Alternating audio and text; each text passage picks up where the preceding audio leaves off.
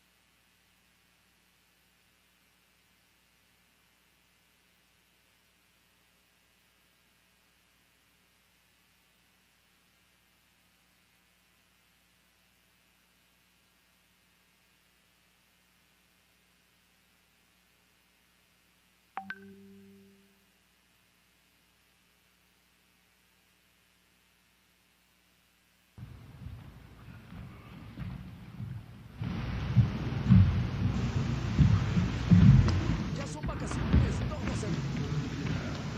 Ya son vacaciones. Ya son vacaciones, todos en... Ya son vacaciones, todos a empacar. Espera, no estamos de vacaciones.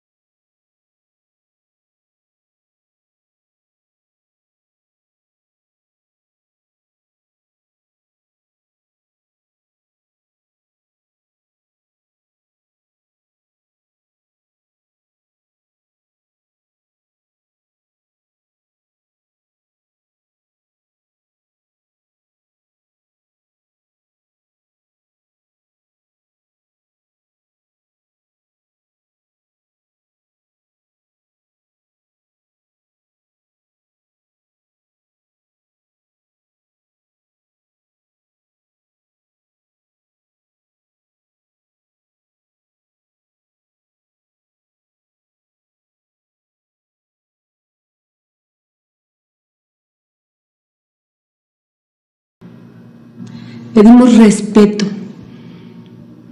Pedimos respeto a las personas que hoy nos estamos dedicando a cuidar a los demás, a las personas que estamos cuidando familias enteras que están contagiadas. Por eso exigimos respeto. Nos lo merecemos.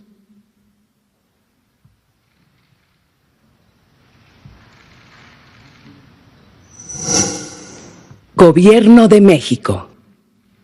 Gracias a la jefa Fabiana, que nos comparte nuevamente este mensaje. Recordarán que lo expresó públicamente la semana pasada y seguimos teniendo esta horrible situación, afortunadamente en casos esporádicos, pero no por ello menos importantes. Nos ofende y nos preocupa cada uno de los casos de agresión, de violencia física o verbal o cualquier acto de discriminación que ocurra en contra de cualquier persona, pero en este caso en contra de las y los trabajadores de la salud. Entonces, gracias, jefa Fabiana, por compartirnos este mensaje que expresa la voz de todas y todos en el sector salud, y estoy seguro que de una parte muy mayoritaria de la sociedad mexicana. Vamos a entrar con el informe técnico. Si nos pasan la primera, le voy a pedir al doctor Alomía que lo presente. Yo solamente voy a comentar sobre el calendario, que ya dijimos que lo vamos a poner todas las días para darle seguimiento a la jornada. Ahí podemos ver, recordarles que la Jornada Nacional de Sana Distancia inició el 23 de marzo, se formalizó con la disposición del Consejo de Salubridad General a partir del 30 de marzo y se ha prolongado hasta el 30 de mayo. Ahí vemos a su sana distancia en el 25 de abril, que es hoy.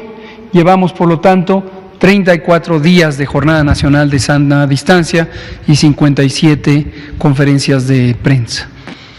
Hay que seguir, hay que tener paciencia, sabemos y lo queremos hacer claro cada día que no es deseable estar en una situación como esta. Miles, quizá decenas o centenas o millones de familias mexicanas están sufriendo la adversidad de tener que restringir su movilidad pública, y esto quiere decir en una parte muy sustancial de las personas perder su fuente de ingresos o estar en graves dificultades para sostenerla. No es algo que deseemos, no es algo que nos parezca apreciable, pero tenemos que tomar la realidad con las mejores herramientas que tenemos.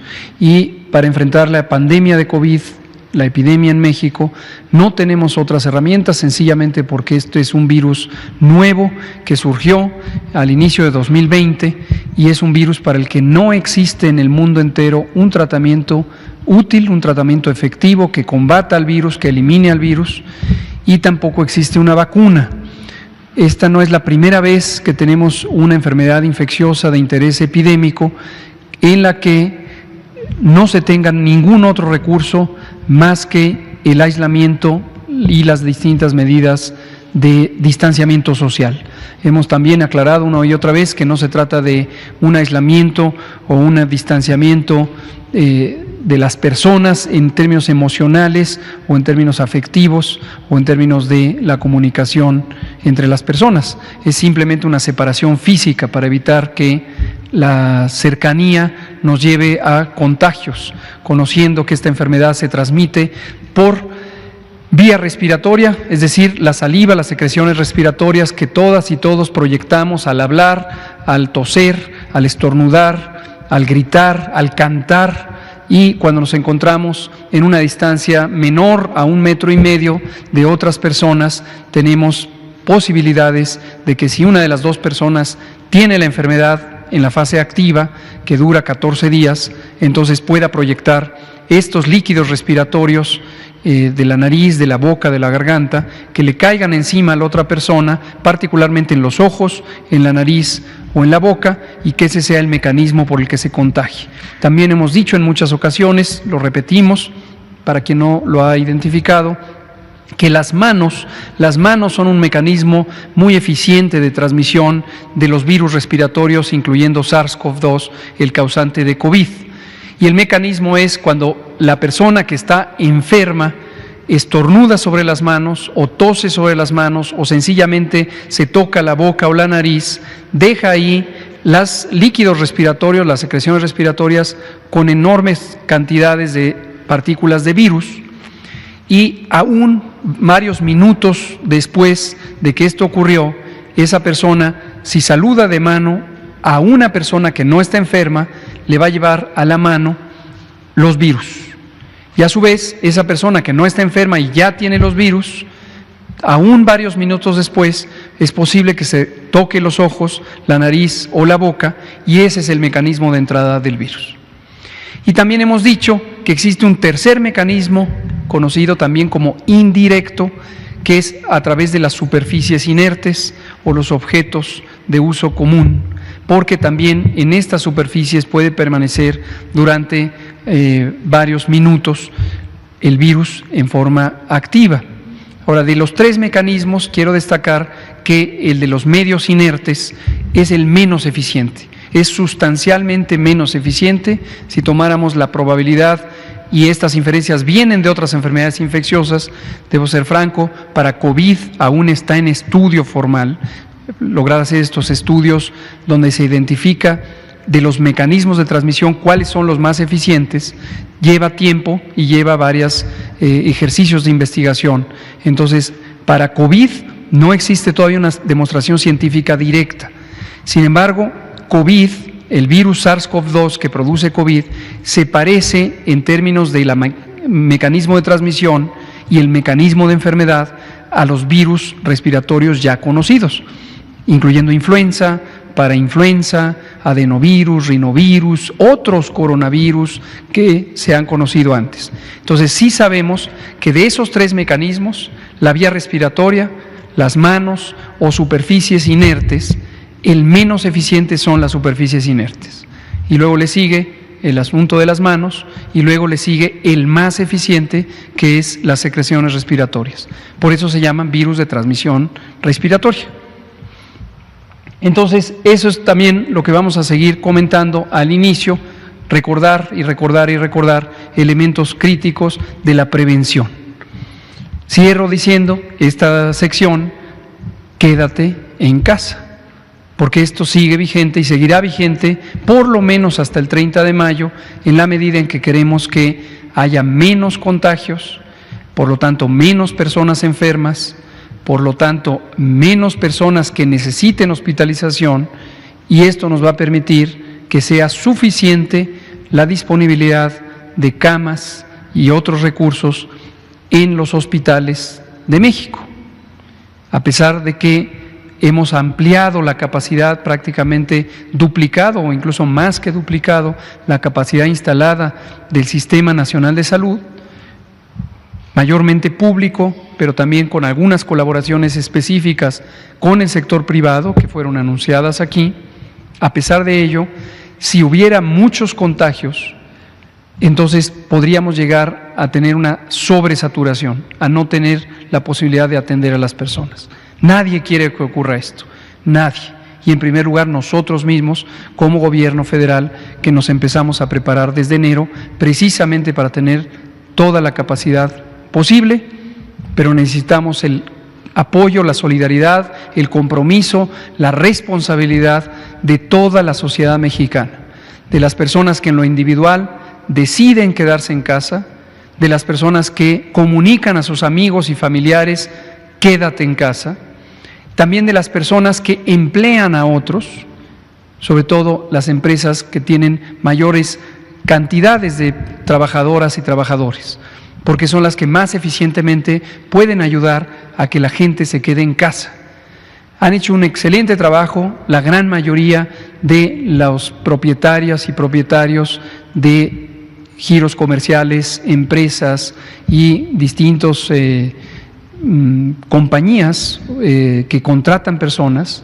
Nuestro aprecio, nuestro respeto, nuestro agradecimiento por el esfuerzo que han hecho. Ha sido muy notable cómo las pequeñas empresas, las microempresas, los pequeños negocios familiares han sido muy consistentes en parar. Y no ha sido tan notable, pero tenemos la esperanza y la confianza de que eventualmente lo van a hacer en algunas de las empresas grandes, que todavía faltan por parar cuando no son empresas que tengan una actividad esencial como ha sido definida. Todas importantes, pero no esencial en este momento, y es muy importante lograr parar. Cierro esta introducción diciendo una cosa que no está relacionada con COVID, pero que aprovechamos para comentarles. Hoy, 25 de abril, es el Día Mundial contra el Paludismo. Es otro de los problemas de salud pública que tiene el mundo. En México tenemos ya muy poco paludismo, pero todavía tenemos paludismo. Hemos iniciado ya una colaboración con la Organización Panamericana de la Salud, con el Banco Interamericano de Desarrollo y con un consorcio subregional para ser parte de una iniciativa de eliminación subregional del paludismo. Y el paludismo es una enfermedad también infecciosa, insisto, nada tiene que ver con COVID, pero es una enfermedad infecciosa de interés epidémico que se transmite por un tipo específico de mosquitos. Y en la medida en que proliferen los mosquitos, puede proliferar el paludismo. Solo para recordarles eso. En su momento recordaremos también, porque con las lluvias empieza el riesgo de otras enfermedades transmitidas por mosquitos que son comunes en nuestro país y muy comunes en el mundo, como el dengue, chikungunya y Zika. Esta sí, no es el caso del paludismo, pero esta sí, en cuanto empiecen las lluvias, prolifera otro tipo de mosquitos, los mosquitos Aedes, que son los que transmiten eso. Entonces, recordarles, aprovechar la Jornada Nacional de Sana Distancia. Si usted está en casa y una de las actividades que podría hacer es descacharrizar, aproveche para quitar basura, cacharros, cubetas, trastes, platitos de las macetas, llantas, las llantas viejas que pudieran estar allá en la azotea o en el patio.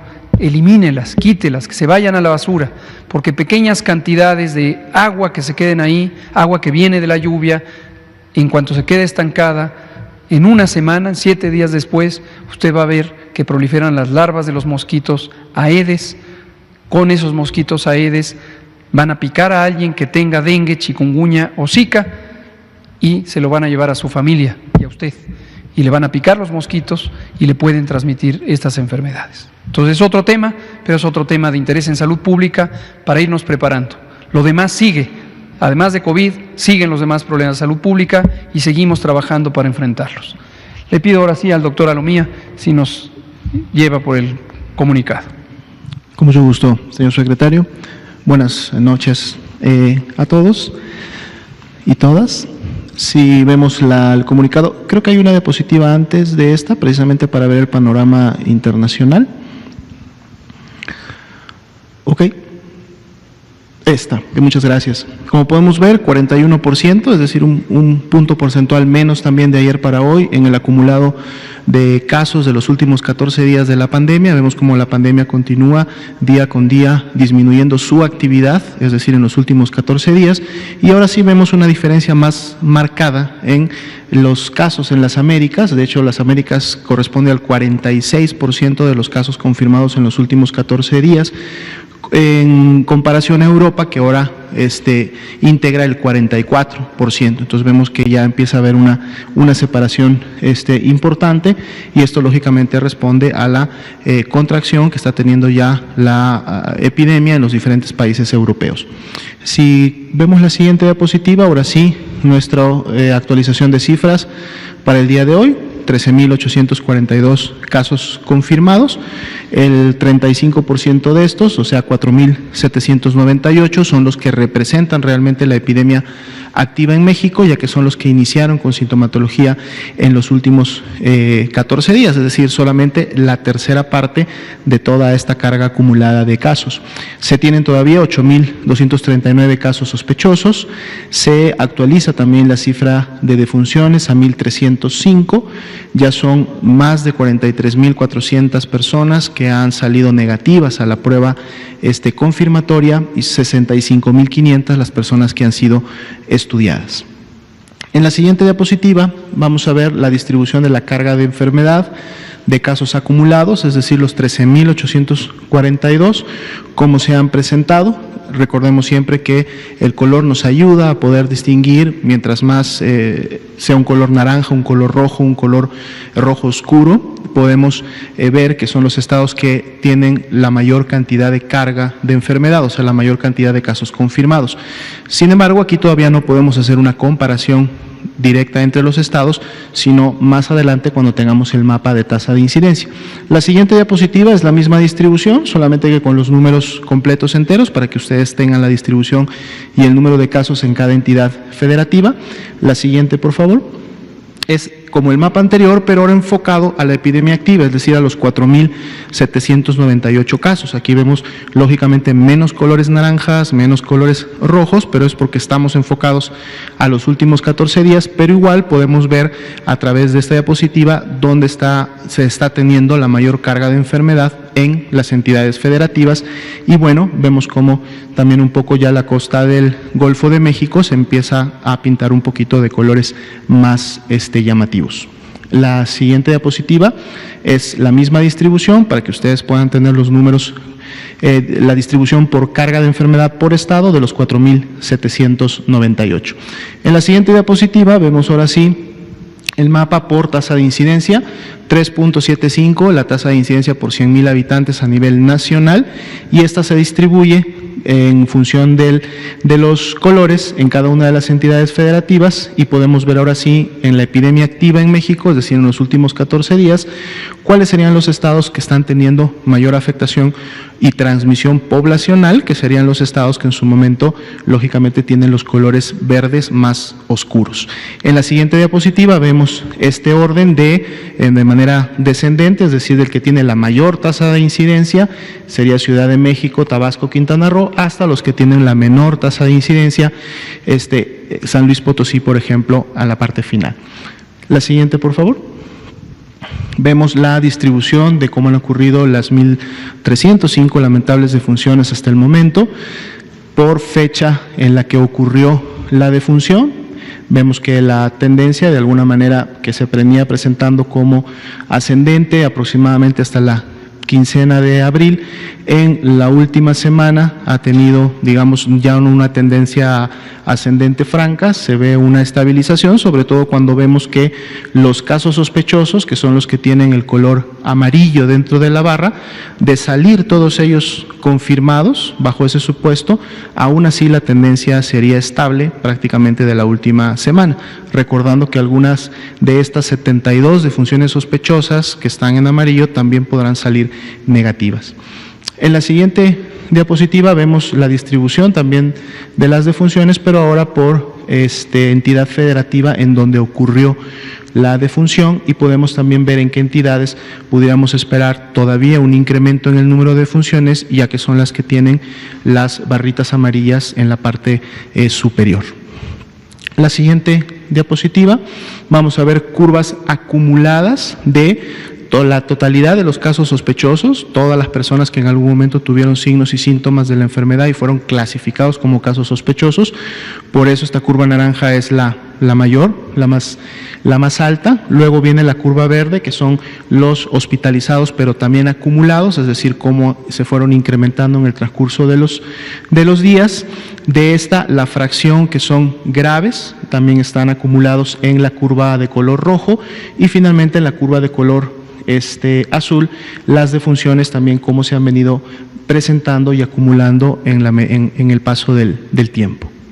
En la siguiente diapositiva vemos la curva epidémica, que también está integrada tanto por casos confirmados, que son los que están en las barras de color rojo, así como los casos que aún son sospechosos en el color amarillo, precisamente para que nos permita ver la tendencia, ¿no? Si nosotros nos enfocáramos solo en la curva roja, pudiéramos pensar que la tendencia de las últimas semanas disminuyó, lo cual no es correcto, porque entonces si vemos las curvas totales, es decir, el rojo más el amarillo, vemos cómo esa tendencia todavía se mantiene en fase ascendente, y en la medida que esos amarillos se vayan confirmando, vamos a empezar a ver el perfil de la curva roja, que son los casos confirmados, cómo realmente se están comportando.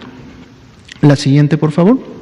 sería la curva acumulada de los 13.842 casos.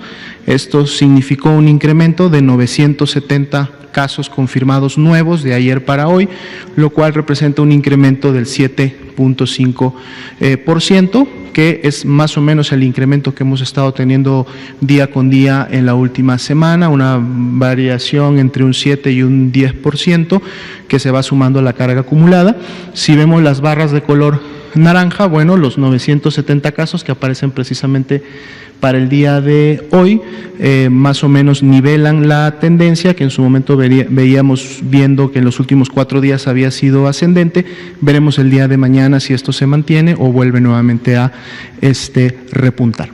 Sería la actualización del panorama nacional. Excelente, muchas gracias, doctora Lomía. ¿Y lo de los hospitales? Pues sí que decir para introducirlo. Aquí. Vamos a presentar otra sección que es nueva y que representa uno de los elementos de interés de la fase 3. Dijimos, retomo sobre lo que comentamos para que todo el mundo lo recuerde, cada fase de la epidemia tiene una necesidad de información diferente. ¿Por qué razón? Porque la dinámica de la enfermedad, la dinámica epidémica de la enfermedad es diferente. Muy brevemente, en la fase 1 lo que tenemos es muy pocos casos, o lo que tuvimos fue muy pocos casos, decenas de casos y pequeños brotes familiares que podían ser rastreables. La mayoría de los casos venían de fuera, de otros países que tenían transmisión muy activa. En la fase 2 teníamos una transmisión comunitaria, ya había varios brotes que conglomeraban fuera de la familia y lo que teníamos era la posibilidad de empezar a no poder rastrear los contagios. Recordarán quizá que desde que teníamos 3% de contagios no rastreables, trajimos la información para que todo el mundo la fuera viendo desde el primer indicio, desde el primer momento de este cambio de prácticas. Cuando empezó la fase 2, empezó también, además de la vigilancia que ya se hacía centrada en casos sospechosos, que ha continuado, se ha hecho la vigilancia Sentinel, que es este modelo eficiente en el que las unidades monitoras detectan y caracterizan a fondo los casos tanto leves como graves y el 100% de las unidades de salud, registran los casos graves y están obligados a notificarlo a la autoridad sanitaria federal, incluyendo desde luego los muy graves y las muy lamentables muertes. En la fase 3, el tema principal es la ocupación hospitalaria. Por razones naturales, porque la característica de la fase 3 en términos epidemiológicos es el reto de que se puedan saturar los sistemas de salud. El reto de que se puedan saturar los sistemas de salud concretamente quiere decir que tengamos más personas enfermas que camas disponibles. Y por esa razón, toda la preparación que lleva ya más de un mes, prácticamente 2 meses, ha estado orientada a tener esa capacidad instalada a través de los mecanismos de expansión y reconversión hospitalarias. Entonces, la información que ahora necesitamos tener es la ocupación hospitalaria. Por esa razón, tenemos lo que llamamos técnicamente la red IRAG.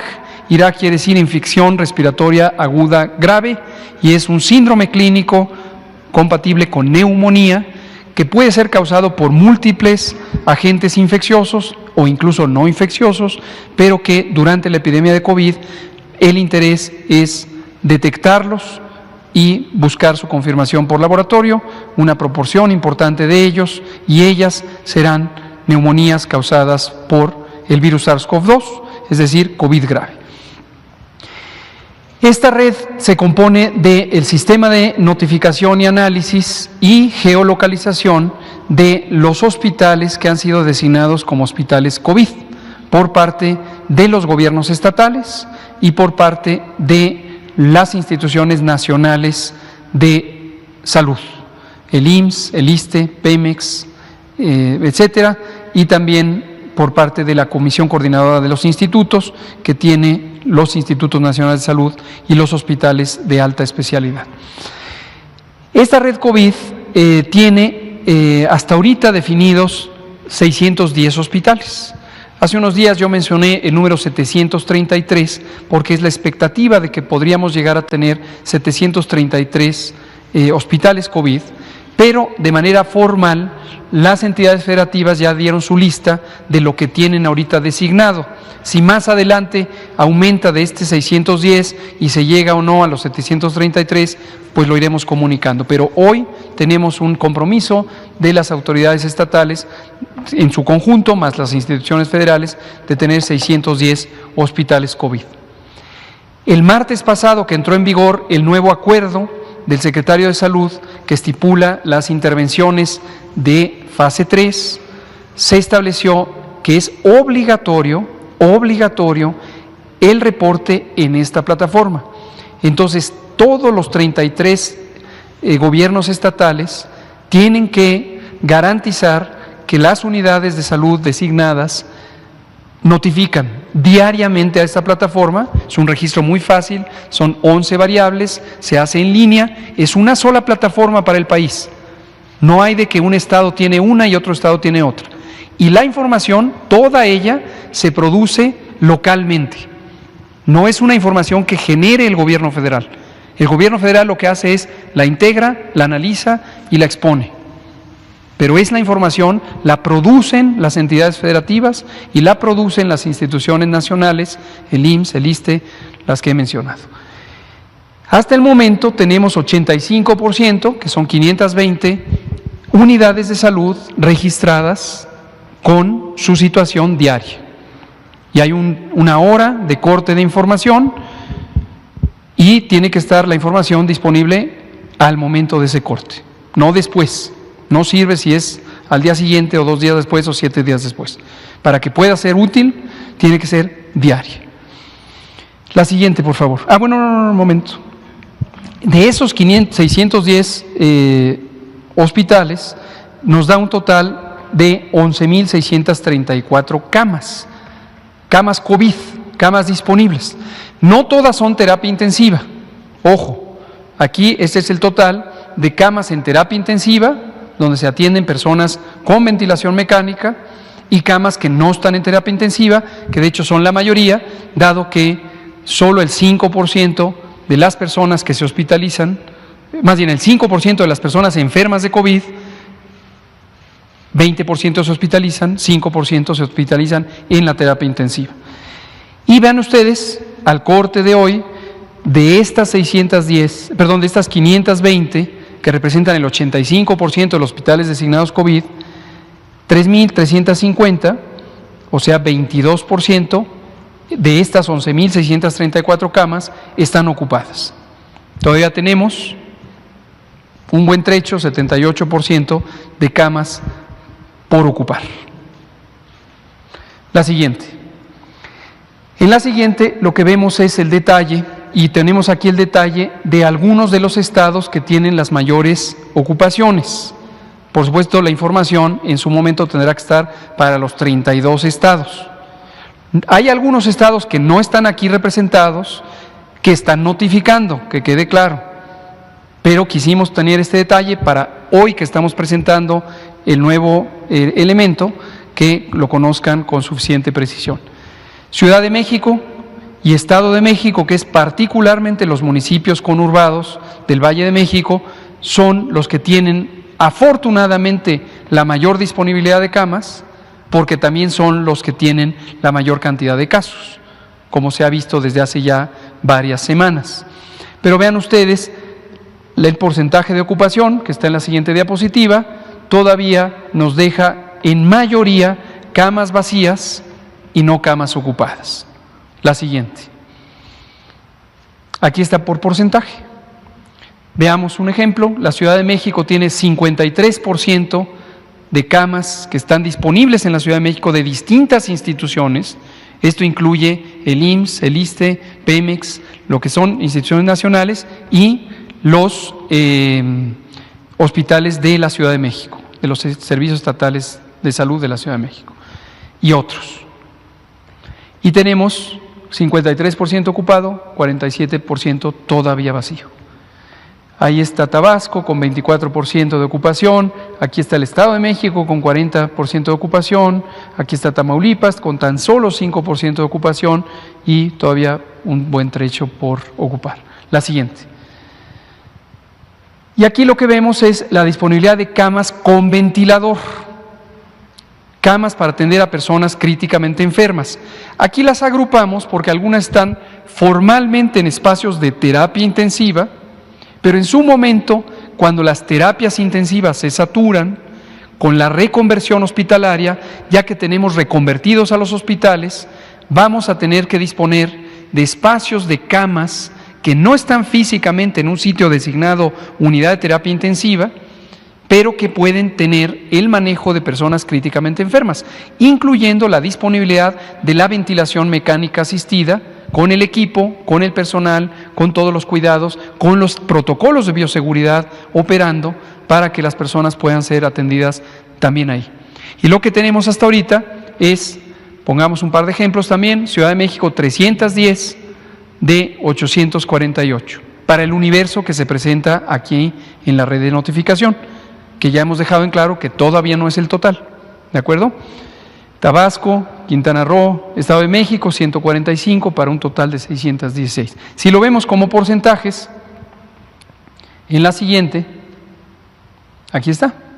Ciudad de México tiene 27% de las camas posibles para atender a personas críticamente enfermas, ya sea en terapias intensivas o en unidades de hospitalización general con ventilador, 27% están ocupadas y el 73% de la Ciudad de México todavía por ocuparse, todavía disponible para los casos que se irán presentando en forma muy acelerada cada día, hasta que lleguemos al límite o al punto cumbre de la epidemia y lo demás. Hoy estamos presentando, quiero dejarlo muy claro, el mecanismo, los elementos, las herramientas que están disponibles. Ya se completan 12 días, 14 de hecho con hoy, desde que esta herramienta está disponible. Esta herramienta se empezó a preparar de consenso en el sector salud y lo que ahora está todo listo, nada más para que se complete el proceso de notificación diaria, que es obligatorio y que la información se genera localmente en las unidades. Y seguimos trabajando para ver que todo esto tenga un provecho también de retroalimentación a los estados, a las instituciones, porque es el mecanismo de monitoreo más importante que puede haber en este momento en la fase 3. Y la tablita. Aquí tenemos lo segundo. Ahora tenemos un tercer elemento que nos interesa que lo conozcan ustedes en particular, pero como todo lo demás queremos hacerlo de cara a la sociedad y hablarlo de manera clara. Aquí presentamos una situación de interés de salud relacionada con COVID para esta comunidad que venimos aquí todas las tardes a las 7 de la noche. Tuvimos un caso, una persona que tiene COVID. Esta persona trabaja en la Secretaría de Salud, trabaja específicamente en el área de comunicación social de la Secretaría de Salud, y esto lo que nos llevó es a estar en una situación de potenciales contactos a todos quienes estamos en este recinto, ustedes, comunicadoras y comunicadores, también el propio equipo de comunicación social de la Secretaría de Salud.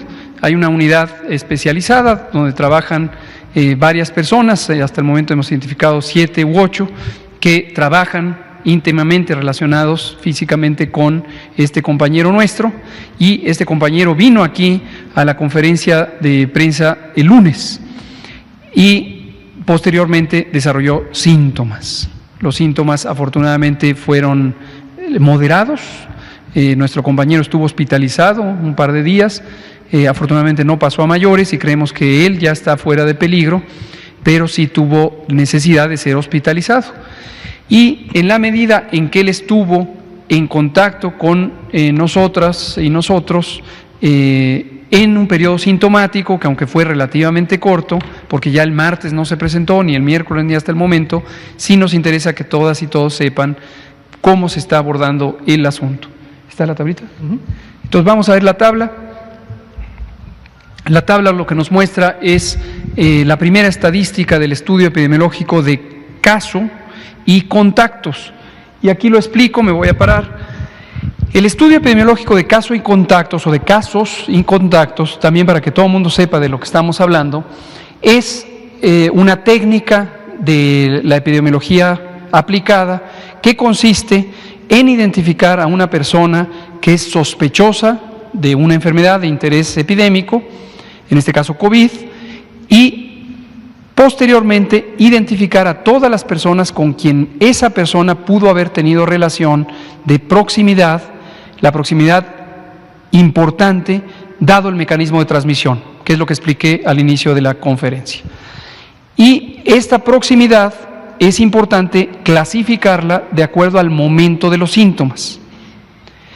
Si esta misma persona se reunió, voy a poner un número hipotético, el domingo, con 300 personas más, pero todavía no estaba sintomático, esas 300 personas tienen una probabilidad muy baja, casi nula, de haber sido contagiadas por nuestro compañero. Sin embargo, una vez desarrollados los síntomas, la persona empieza a ser contagiante. Y ya para el caso de COVID, y también por analogía con otras enfermedades infecciosas, conocemos que la capacidad, la probabilidad de tener contagios aumenta progresivamente con los días desde el inicio de los síntomas.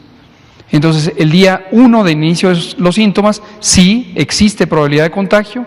Ese contagio es más probable si hubiera sido al segundo día, al tercer día, y el máximo se ha considerado que es entre el cuarto y el sexto día. Son los días en donde la persona es más contagiosa. ¿Cuál es la razón? La razón biológica es el virus SARS-CoV-2 causante de COVID se empieza a multiplicar desde el momento en que una persona se infecta. Técnicamente eso se llama replicar, el virus se multiplica en las células del aparato respiratorio de la persona y empieza a aumentar la cantidad en una forma exponencial hasta que llega a una cantidad suficiente para causar síntomas. Y los síntomas son fiebre, tos, dolor de cabeza, dolor de garganta, más otros síntomas accesorios, dolor de cuerpo, fatiga, etc. En la medida en que pasan los días, el virus se sigue multiplicando en la garganta, en la tráquea, posiblemente en los bronquios, en algunas personas incluso en el tejido pulmonar, y la cantidad de virus, la concentración de virus que hay por cada partícula, por cada mililitro o microlitro de saliva, de secreciones respiratorias, aumenta y aumenta y aumenta.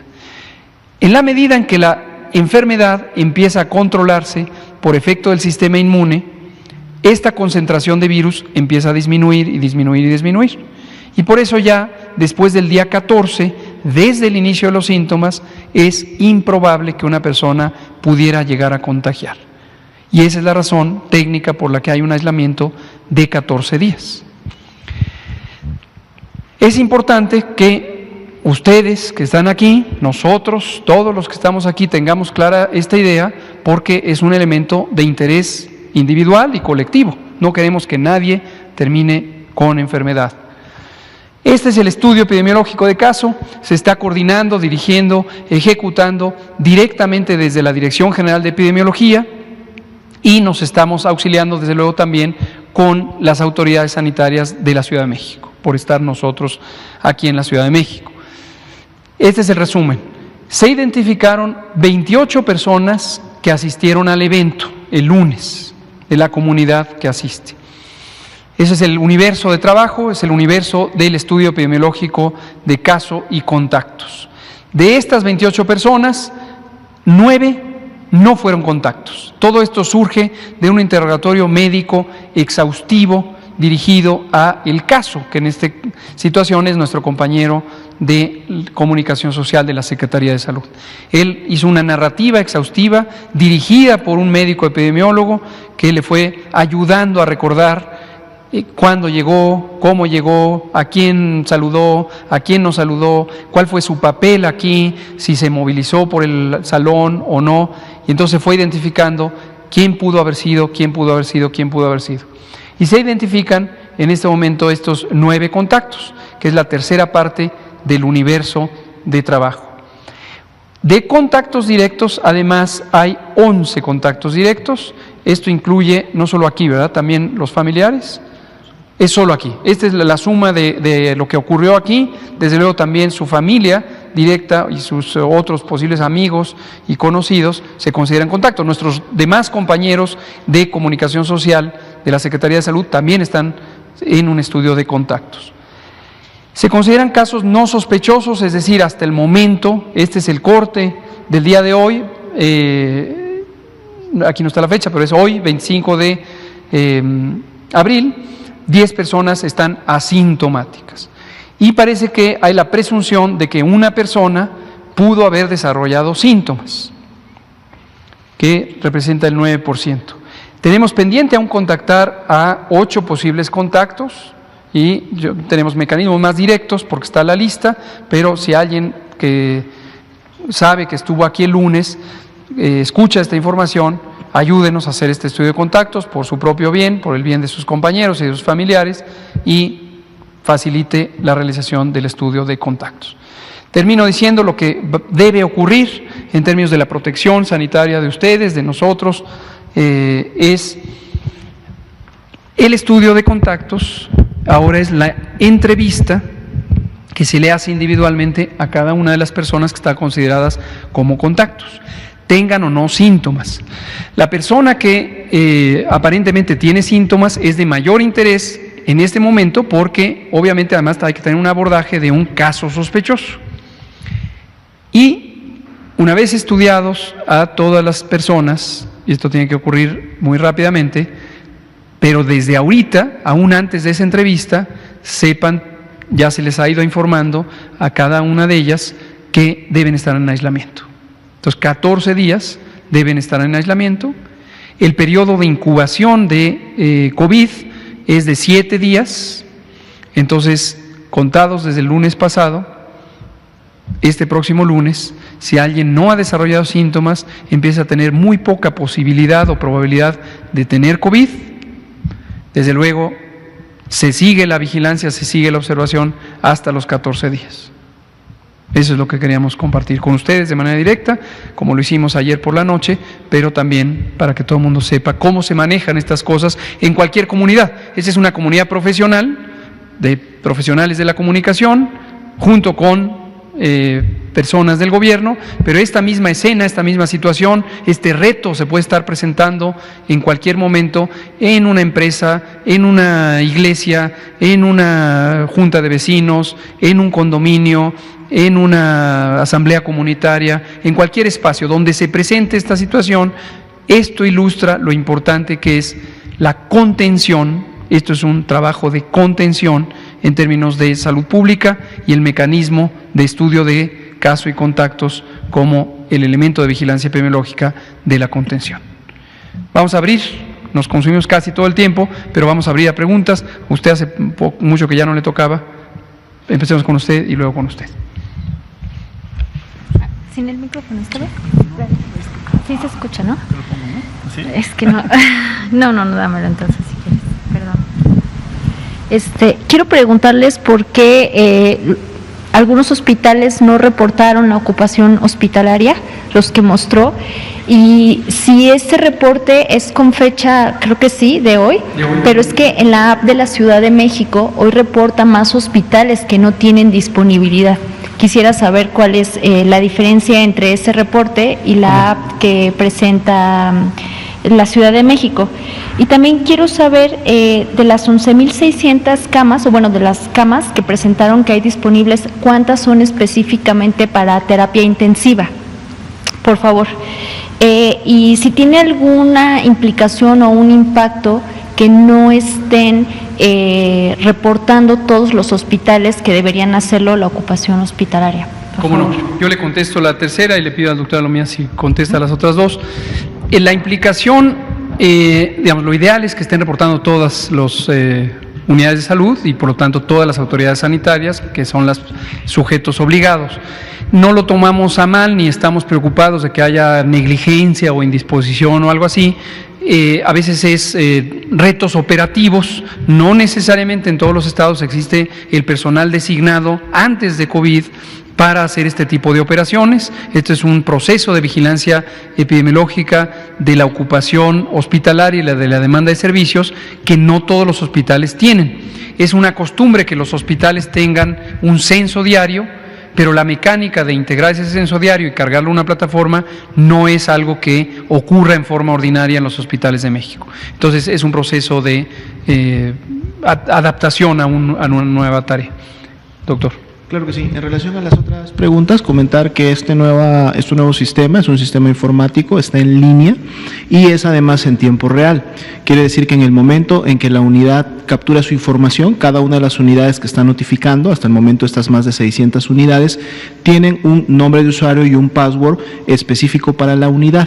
Hay una persona responsable dentro de la unidad que además fue designada por su coordinador estatal, dado que los mismos secretarios y secretarias de salud de los estados nombraron a este enlace operativo, ellos a su vez nombraron a un responsable en la unidad y esta persona con esta clave notifica directamente a la red y en el momento en que lo hace, los números se van actualizando. Uno si entra al dashboard en donde se ve la información, cada vez que uno hace un refresh, los números se están actualizando. Por lo tanto, para presentar la información, al igual como lo hacemos con los datos de la vigilancia epidemiológica, se marca un punto de corte.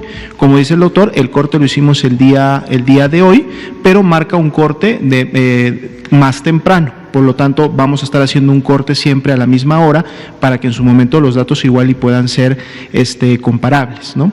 Entonces es importante comentar que, como también lo decía el doctor López-Gatell, se está incorporando más unidades de aquellos estados que están pendientes de reportar. Los 10 estados que vimos en la presentación son aquellos que en el mapa de tasa de incidencia acumulada de los últimos 14 días son esas entidades federativas que tienen la mayor tasa de incidencia. Por lo tanto, si tienen la mayor tasa de incidencia, se podría esperar que son los que tienen más carga hospitalaria. Por eso quisimos presentar esos 10 estados el día de hoy a manera de arranque y para que se vea cómo está la ocupación y la disponibilidad hospitalaria en estos 10 estados que tienen la mayor tasa de incidencia. Como lo dijo el doctor, para el día lunes se estarán integrando ya los 32 estados para que podamos ver cada uno de ellos.